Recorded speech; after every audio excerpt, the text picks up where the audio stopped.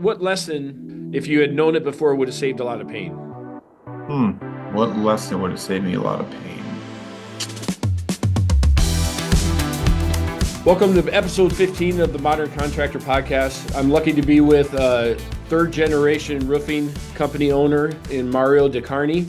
And he's joined us on the podcast. And I think this will be a great conversation. We're going to try to come up with some tidbits, some things you can do to improve your business, maybe make your life a little bit easier while you run a business.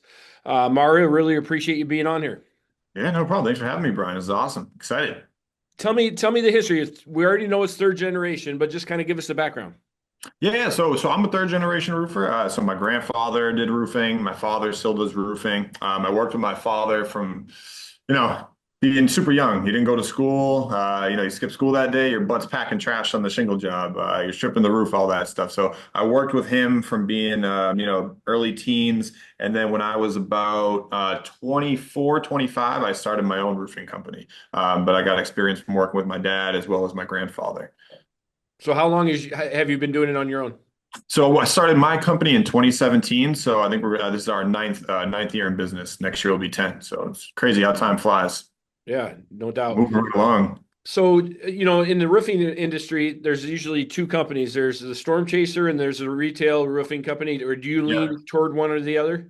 We're 100% retail. There is basically no storm chasing to do here. Like we just had a really, really bad winter with ice dams and things like that. Uh-huh. But there's nothing really to chase. It's just a matter of if the client had a leak, they get insurance involved and they just need a roofer to patch things after. But there's not like storms that we can chase here and, look for roofs blown off in certain areas and things like that. It just doesn't really happen here. And we don't have, like I was talking to Shane, we don't have hail much. We don't have tornadoes or hurricanes or anything, anything of that nature. So it's pretty much 100% retail, at least for me. Yeah, and that's a really good position to be in because I talked to roofing. I mean, we've had a lot of roofing contractors go out of business because they started relying too much on the storms, and when those Hmm. storms don't come, they haven't trained themselves well enough in the retail side, and Gotcha. so it's Sure. really nice that you don't have to. We actually at our company we turn away most storm damage if they call in and say it's Oh, storm wow. damage. To say that there's companies that do that. We pretty much run 95% retail and all the That's things we awesome. do.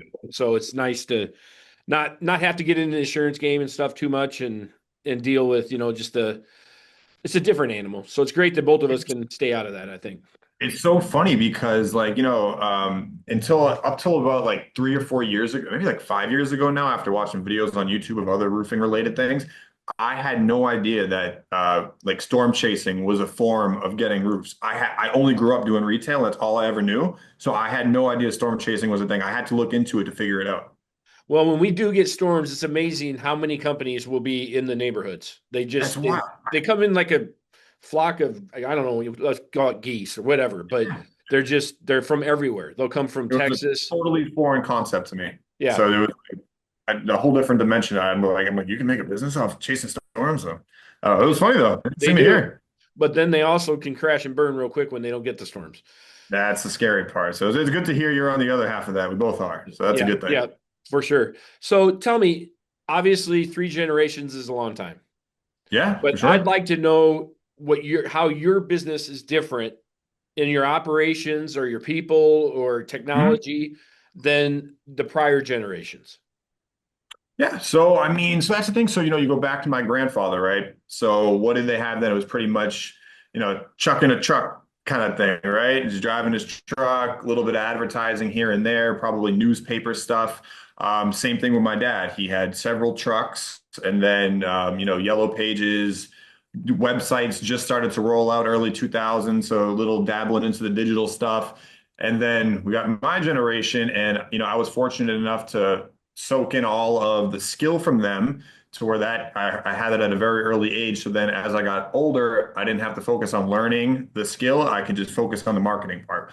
So we have an office in a very central location in the city we are, unlike my previous generations, grandfather, father. So a lot of people see our office. We got a place where clients and customers can come and visit us. We do billboard advertising locally throughout the city.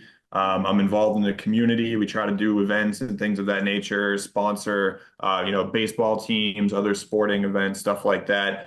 What else? Of course, social media. That was not a thing whatsoever for my father or grandfather. So we do things like this podcast. We make videos for YouTube, Facebook, Instagram. It's just changed so much. It changed so much. The little phone, it's unbelievable what a difference it made. And I think how much easier it made our job to try to get in front of clients and potential clients as well as the community, whereas they didn't have that before. Is there any specific like software or program or technology you use that you think really differentiates you in your market? As far as marketing goes, or as far as just Uh, running the company? Marketing or a CRM or anything you just Yeah, think? yeah. Yeah, so we use Job Nimbus. That's Okay. been like a total game changer. I started using that probably 2 or 3 years ago, and prior to that, it was Expo marker and a whiteboard for all the jobs I had. So it was just like, take this guy off the list, take this guy off the list, look through my phone to try to find their phone numbers, look for the measurements in my notebook, dog ear the page, hoping I could find the skylight measurements. But then once we started using Job Nimbus, it changed everything. You got all the leads, all the quotes you sent out so you can circle back to try to close them or follow up, whereas I didn't have that before. A clean list of all the jobs coming up in the schedule, just all the documents nice and neatly organized within the file. So it was a total game changer implementing that. Yeah, it was awesome. Perfect. And that's where I work with a lot of contractors, and they're in that position where the whiteboards, and then they don't have a CRM, and we're Yeah, trying to yeah. transition them into it. From a marketing perspective, do you in your job Nimbus? I'm not familiar with the actual operations of that program, but Mhm. do you implement some marketing drip campaigns and stuff in there where they get kind of touched, the customers get kind of touched without any salesperson or you doing anything? So I personally haven't got into that aspect of it. I think they do have like an AI kind of assistant that may like follow up with stuff or Mhm. reach out to clients in ways like that. But I haven't gotten that deep into it. Like I said, I've been using it for 2 or 3 years, but just for like basic stuff, like simple organization for me and for my foreman to kind of move projects throughout the timeline. That's a good thing you brought up, and I'm going to look into something like that very soon. Okay, I skipped a part of the podcast that we usually do in the beginning, and I have a Oh, good. quote. I want to read a quote, and I want to see how Sure. this is showing up in your life or your business. That's here. So this is from Shane Parrish. He's the Farnham Street blog. He has a newsletter, he's a blog and a podcast. But here's his quote: "You don't need more time; you need more focus. Time isn't the constraint; your choices are." 100%. And it- 100%. Yeah, no, I agree with that 100%. One of the most like important things that I heard that ties into that was, someone said, you can lay down, like spend like an hour on your phone scrolling, right? If you took that 1 hour you spent on your phone and just implemented it into your business and did something with that 1 hour, you would by 7 days of the week or 6 days of the week, that's 6, 7 hours more you put into your business. So I couldn't agree with that quote anymore. It's all about how you use your time. We all have it. It's just how do you use it? Yeah, no, that was awesome. it's a really what's it called? The Knowledge Project is a podcast, and it's the Hmm. one I never miss. So, Oh, that sounds very good. and he wrote a book too that was good. But tell me one crazy thing you do in your business that other contractors would never do. That's a good question. Something crazy we do. Well, I mean, my obsession, and I'm sure some other roofers may, but my obsession for protecting the client's home is like insane, right? So we use like the catch-all and everything, but like we're at the job at like 6:30 in the morning, setting up like, the sawhorses and plywood and everything like that. Just really going above and beyond to try and protect the home. Like we're there super early, we're there super late, we're doing touch-up paint, all that stuff. I'm sure other people do it too, but we're like super obsessed with that. Like it's bad. Like it's bad. I think about more about protecting their home than other stuff when I'm there. It's crazy. Okay, tell me. Okay, I the sawhorses and the sheeting. I'm guessing you put sawhorses around the perimeter of the house and put sheeting on top to protect the landscaping. Exactly. If there's like, if you got like a boxwood or like a holly, like that's a tough plant, so it can take a shingle bouncing off of it briefly. But if you got like a real delicate, bed of flowers, for instance, and the poles for the catch-all system don't quite cover it, then we put the two sawhorses left and right, and then a 4x8 sheet of plywood on top, just so in the event anything does fall, it'll land on top of there, or we create the same kind of thing above an air conditioned unit, stuff like that.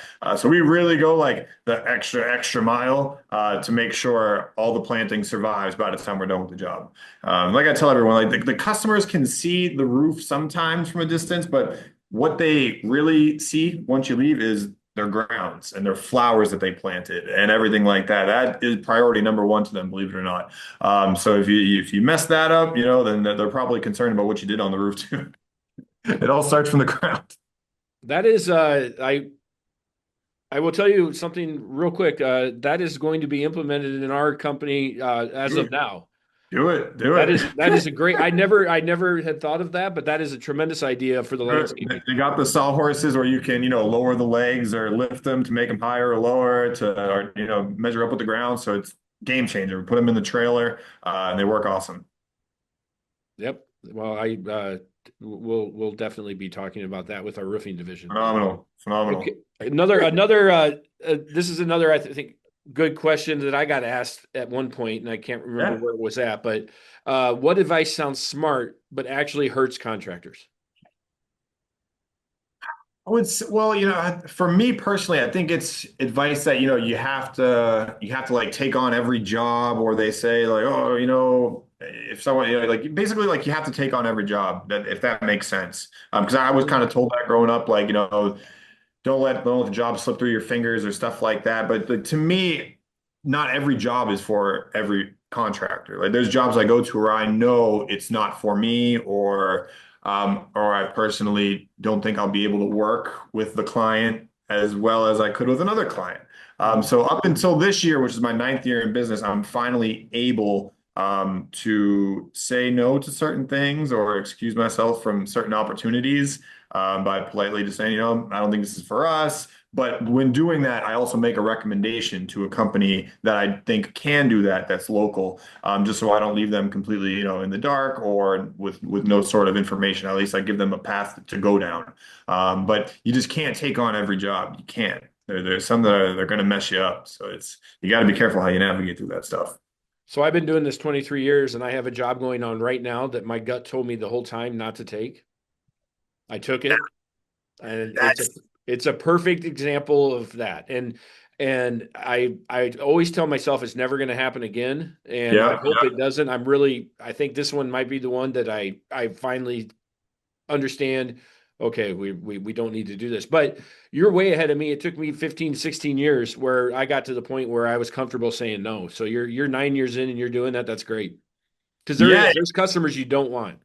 there's customers you don't want, and then it's like a lot of the clients get in the own way of the job. Like we know the job, we can do the job all day long, right? It's a roof, that's what we do, construction. But they get in the way of the project. So then you have to, believe it or not, you got to mark up those jobs because not only am I here doing the roof, now I'm talking to you all day, and we're doing this, we're doing that. You got the customer that sits out there on the lounge chair and they're watching the guy's nail, you're doing the staircase pattern, you get to a 12-inch wide shingle. Oh, there's not six or eight nails in that shingle. I'm like, the shingle is only 12 inches wide. I can't put eight nails in a 12-inch wide shingle. So they make the job much more difficult than it has to be. But it is what it is. Well, I wrote a book on differentiate and dominate, and one chapter is solely about it's really nice when you get to the point where you can listen to your gut and not take on certain customers. That should be a goal of any contract. Get to the point where you Yeah. have the ability to say no. I understand when we first started, you took everything, and that now also that I think that also comes down to the type of work, not just customer, but also type of work. There's certain Mhm. projects that certain companies just shouldn't do and shouldn't get into, and I think once you get to the point where you can make those choices, that's showing you got a successful company. Yeah, I agree. Yeah, we when we first started, we would work, we would travel up to 45 minutes away. You have to. And then, we would do gutters, we would do fascia, I would do this, I would do that. But all that stuff slows us down. And I really just love doing the roofing aspect. So, we lose jobs because I don't want to do the gutters, because I know there's a rotted fascia, rotted rafter tails, and now I'm there for, a week. Mhm. So it gets to a point where you have to figure out what you're really good at and where you excel. And that's, like you said, if I'm fortunate to kind of be in that position where we can do that at this point. What what's an uncomfortable truth about growing a contracting business? I would say an uncomfortable truth is, the larger you get, you have to obviously hire, and then you lose control, which can seem scary to someone like myself, and I'm sure like you, who wants to be hands-on and involved in those projects. But in order to grow, you have to give up some of that control and that decision making and things along those lines. It could be super uncomfortable and it's difficult to get through. I just hired my first foreman, 9 years in, hired him last year. The first year was like, it was hard leaving him on site. I'm calling him every couple minutes. I'm like, hey, how's it going? How's it going? And, I had to wean off that. But now he's doing phenomenal.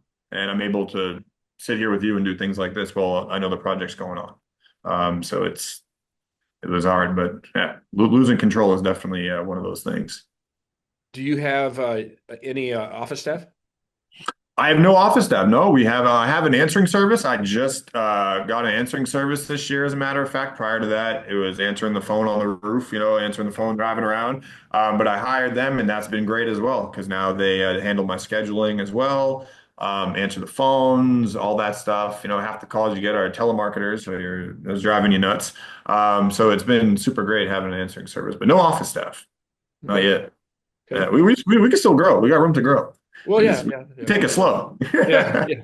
Well, I hit on year 18s when I really so year probably 5 to 18 I kind of stayed the same revenue, and it was because I was feeling I had to run everything, I had to be involved with everything. You can't grow until you know Yeah, you have to hire to grow.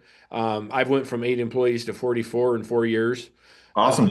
and but we keep growing, and you just have to. And that's one thing I do find with contractors who are 500,000 in revenue, maybe to 2 million.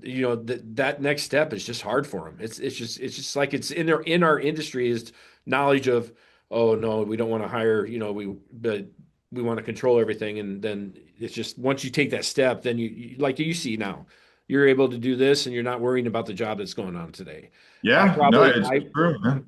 I probably have 15 to 20 jobs going on today, and I couldn't tell you what we're doing, when we're doing it, where we're doing it, but I have a team taking care of it. And Awesome. so, what is what lesson you learned in your first 9 years, if you had known it before, would have saved a lot of pain? What lesson would have saved me a lot of pain? That's a good one. I'd probably circle back against that same kind of topic that I shouldn't be scared to hire because we get in the way of our own success. It is the truth. Like that would have saved me a lot of pain. Hiring a foreman earlier, hiring someone to answer the phones earlier. Any of those things, I was just too scared to let up on that workload and give it to someone else because I feel like I had to be involved in everything. So I created more pain for myself, more stress on myself, less time to spend with friends and family and have a personal life and things like that. So I would say the lesson is to just not be scared to hire as long as they're competent people that can be trusted. As long as you have those things, then you'll be fine. Like I said, for me, it took me 8 years to hire a foreman. But I worked with them, through a sub crew he was working with us for 5 or 6 years prior to that. So it took a long time for me to loosen up and give the responsibility to someone else. But though I waited, it was well worth it because I made the right decision. I could have hired a bunch of people real quick, but it would have been the wrong decision, and I think it would have made my job even harder. So patience and finding the right people to fill those spots will get you where you need to be. But at the same time, don't let it suffocate you and your company by being scared to let up on some of that responsibility. Tell me, is there one idea from a book, podcast, mentor? I mean, you got your grandfather and your father probably could be called mentors in this business, I'm For sure. guessing. Yeah. Is there one idea they gave you that you implement in your business that's just been really great? That's been really great. Trying to think here. Well, as far as that goes, so it's like, if you talk about my father and grandfather, so, just working with my dad, his number one priority is similar to mine is focusing, on the client, making sure they're taken care of. The home is taken care of. We would hear it if there was a scratch on the siding. Circling back, if a plant got broken, things like that. So I had firsthand real world experience of, being told how to protect things and things along those lines at clients' homes. So that was probably the most important thing I would say, that I learned growing up working with them is taking care of the customer's home. It's really Perfect. important. You got to do it. So, Job Nimbus, let's go back to that a little bit because we try Yeah, to yeah. talk about different systems or procedures or things that can put in place. Why don't you said it, so it's, have you had any experience with any other CRMs? None, none. Nope, that was my first one. It was literally, whiteboard with an expo marker, jumped right into Job Nimbus. And then it helped our company grow. It helped the company grow because I was able to see everything clearly in front of me, nice and organized. So it helped the company grow. 100%. Is there anything that you specifically do in your business that you think, well, we kind of talked about it already. You're keeping the house clean Yeah, uh, yeah. is a big focus of yours. Is there anything operationally other than the client, but is there anything job Nimbus? Is there anything else that really helps you serve your customers? I would say so. That's the thing. So we touched on Job Nimbus. I would say for sure that's massive. Of course, company cam is phenomenal. You got to have that. We use that. We photograph when the roof's being stripped. You're telling a customer, you're like, hey, it's going to cost $600 to replace all the rotted wood up there, damaged wood, and they're taking your word for it. Like they can't see it. In their mind, it needs to be justified. So if you take those photos of the damaged wood, send that to them through the link, they're able to see, they're able to understand why it needs to be replaced. And that, figure, whatever it is, couple hundred, couple thousand, starts to make sense to them. And they feel a little more, non-apprehensive to go ahead and have the work done, or they feel better about it. So anything you can do to make the customer feel like they can trust you is super, super important. So photos being transparent, showing photos of the entire process, things like that, it's going to make the whole process much smoother for everybody involved. So roofing in Iowa is very, I want to say, I guess it's a race to the bottom kind of within pricing. A lot is what we see. Yeah, for sure. Do you experience the same thing? And what's your pricing theory, as far as where you guys go into the market? Yeah, so as far as where we're at, we're, I would say, middle. So, there's guys that are, below us, and then there's PE guys that are above us. So we tend to be right in the middle based off what clients tell us. But yeah, we're getting a lot this year of local contractors that are racing to the bottom and underbidding tremendously. And, the clients are giving me examples, oh, he was at this, he was at that. And I'm showing them my numbers. I can't make it make sense for that. Like I said, again, I know it sounds stupid repeating this, but the amount of effort we put into the plants, setting up the catch-all system, that takes an hour and a half to do in the morning sometimes. So me and my foreman are at the job at 6 a.m. I don't need to be there at 6 a.m. Those guys are the other company's showing up at 7 a.m. and they're just throwing blue tarps all over your plants. We're setting up a catch-all system, all that. That is, you pay for that. That's part of the whole thing to protect your house. They don't get what's going to happen if you don't do those things to protect the home. So I can't compete in the race to the bottom anymore. I used to, but I just know the time and effort that we put into it, it's really not worth my time. It's not. I Yeah. can't do And a full roof. half the And time the quotes that you give that are the lowest, that might be end up being the hardest customer too. it is. It is, of course. Yeah. Oh, hey, we got 7, 8 quotes this week, and could you come any lower? So then you're trying to work with them, and then you just realize it's not worth it. Yeah. It's not worth it. What, You can't. what what's your sales process? How do you go about that? Do you meet them at their house, obviously, and Yeah, yeah, yeah. So that's pretty much how it is. So a client reaches out to us. They schedule an appointment with the answering service. I go out to their home. I meet them. I understand what they need, whether it's repair or new roof installation. Um, I don't have the PowerPoint presentation. I have nothing like that. I'm just, tell me what you need from us. I make recommendations. Show them shingle color samples, and then I get them over a quote before the end of the day. I find that a lot of clients appreciate that I appreciate their time, and Don't keep them. I get it. I get it. I know when you get bigger, you have to get those sales. You got to keep them in place and get them behind the kitchen table. But for us right now, that's how we operate. We just, hi, bye, answer your question, send you a quote, and it works out well. Like it works out great for us. I've had, full seasons every year, and I've never had a presentation, so it's doing okay. But I know to grow. I know it has to come with it. So in a couple of years, I'll be shooting myself in the foot for saying this stuff on camera, I'm sure. Well, you might not be. I am not a proponent. We've grown a lot, and we're pretty big now, and I'm completely against the kitchen table. Oh, I'm beautiful. I'm completely against asking for Mr. and Mrs. to be there. It's Uh, horrible. our whole philosophy is we're just we do a two-step process usually with most of our services. We'll come to the house, do the consultation, then bring them into our showroom and Oh, nice, nice. go through it and everything. But I don't think I've ever trained a salesperson how to close. I That's believe that if you go into a house and you earn the trust of the customer, I mean, obviously we've been doing this 23 years, so we have a reputation and yeah, things. yeah, But yeah. I love competing with the kitchen table guys. I Yeah. I absolutely love it. Yeah, it's awesome. I do appreciate them a little bit because they do a lot of the talking that we don't have, so we don't have to do it when we get there. Like they answer a lot of those questions. So sometimes it works out if we're not the first ones there. I try to be there as soon as I can, but sometimes I can't be, and they beat me to it. But the customer's already educated, or from what they were able to take away from the 2 hour long conversation. But from what I understand, it's mostly frustration. They're Yeah. frustrated from Yeah. that.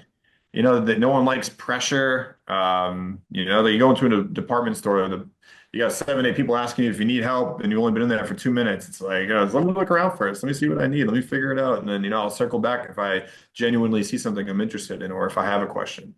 You gotta give a little room to breathe. Well, I'm glad that you sent in a day. I one frustration because I still actually do sales calls because that's what I enjoy the most. But I noticed lately that people will wait forever for estimates. Yes. And Yep. I'm like, okay, we met with you within a week. We had you come into the showroom. We went through it all, and then you follow up with them a week. Well, we're still waiting on estimates. And I go, yeah, you've been waiting on that for like 8 weeks. Well, I mean, doesn't that kind of give you an indication of what's going to happen if you hire them? And Unbelievable. I'm just shocked by it. I'm actually going to sit down with our sales team and say, what can we do? What can we insert in this process to kind of make that not look like a positive? And I know what they're doing. They're chasing price, most likely, because we're not Hmm. we're kind of I think we're probably a little above middle over our not but right there. It is what it is. And Yeah. but you've experienced that. Do you got any ideas on how we can help ourselves with that? As far as getting the clients to just close prior to waiting for all the other Well, just quotes. to kind of understand that if you wait 8 weeks for an estimate, that might be a sign. Exactly. No, that's the thing. It's like, if they're taking this long just to get you the quote, what is it going to be like getting them to complete the work? And not only that, getting them to come back if there is an issue.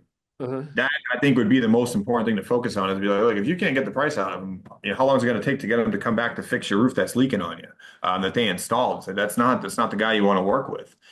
We see that all the time. I agree with you 100%. We get that. Oh yeah, I'm still waiting on this quote. He came last week, waiting on that quote. I don't understand how they can wait that long to send the quotes. Like, you got to get it. I get them out that day, same day. Sometimes the next day, if I'm waiting for pricing on certain things to circle back for skylights, whatever. Usually it's same day turnaround for estimates. But you probably Customer. tell them if it's not going to be that day, right? You don't Oh, just I let them, tell them, yeah, you and that don't is just the let other them thing. hang for a week and Oh oh no, yeah. no. I got 3 contractors doing that to me right now for my own house project. I met them last week. Oh, give me 2 days the latest. Sure. Haven't heard back. One person told me they were going to give me a quote. Never heard from this for landscaping. Never heard for landscape design. Never heard from them. I followed up. Oh yeah, we'll get it right over to you. I was waiting for so and so. That was a month ago. So it's like it's unbelievable. It happens to contractors too. It's everybody. Yeah, It's it's never just been easier to communicate. Never. oh no, Phones, email, text, call, mail, anything. But for some reason, it's harder and harder to get in touch with people. I don't understand. Or to get things. I don't get it. It's never been easier to communicate, but it's so hard to get in touch with people and get things. so what do you do outside of work? Outside of roofing, I'm an antique guy, collect antiques. All these signs I behind kind you, these of, are I all kind of, you could guess that from the backdrop. yeah, these are all old roofing antiques that I collect, like roof cement cans from the early 1900s and signs. So I used to have all this in my house. It's a full office full of it, and this is what I do primarily when I'm not roofing, antiquing, spending time with the family, stuff like that. So gotta have some downtime. But yeah, I love driving around, picking up old antiques and finding them and stuff like that. It's super fun. And you do enjoy doing videos too. I try. When I was telling Shannon earlier, it's all about time. I try to get off the roof and try to dedicate some time to doing videos. I'm just one guy again, so it's like setting up the tripod, trying to make sure I'm in focus. I've wasted a lot of time losing great videos that weren't in focus. So I need to get somebody to help me with that portion. That's the next step. She showed me the gutter one. I appreciated that. That was, Oh, perfect, beautiful. yeah, that was. I might just post that on our channel just because it answers all the questions that I don't need to shoot a video on gutters. That would be great. Go for it. Go for it. Appreciate that. Well, Mario, it's been a pleasure. Yeah, I no, for really sure. hope we can keep in Yeah. touch. And if I can help you in any way, or if you actually just gave me a great idea. I never thought of the angle about. I always said, when are they going to start if it took this long with the estimates? But the Yeah. angle on, are they going to come back? I mean, if they're taking this long to actually give you a quote, are they going to? How long is it going to be before they come back if there's an issue? That's That's a the great whole way thing, angle to man. hit it. Hey, that's what we're here for. We help each other out. I learned a lot Yes, from this too. yes. Well, I really do appreciate it, and let's keep in touch. 100%. Yeah, it was awesome. Thank you for having me.